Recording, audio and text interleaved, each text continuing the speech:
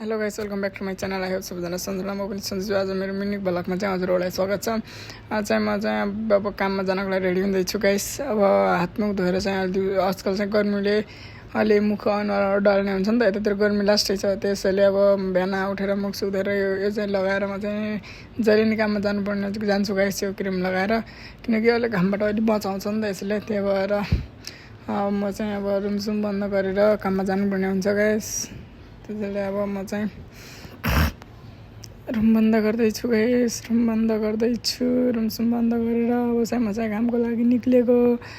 अनि के कस्तो लाग्छ मेरो भिडियो चाहिँ हजुरहरू हेरेर फाइनल अन्तिमसम्म हेरेर चाहिँ लाइक कमेन्ट सेयर चाहिँ गरिदिनु होला गाइस। म चाहिँ अहिले बाटोमै छु कामको लागि। उता अब मेरो रुमबाट त्यो बिल्डिङमा चाहिँ म काम गर्ने ठाउँमा पुग्न धेरै टाइम त लाग्दैन, 5 मिनट मात्र लाग्छ गाइस, 5 मिनट लाग्छ। त्यही भएर अब त्यहाँसम्म जानुपर्ने हुन्छ।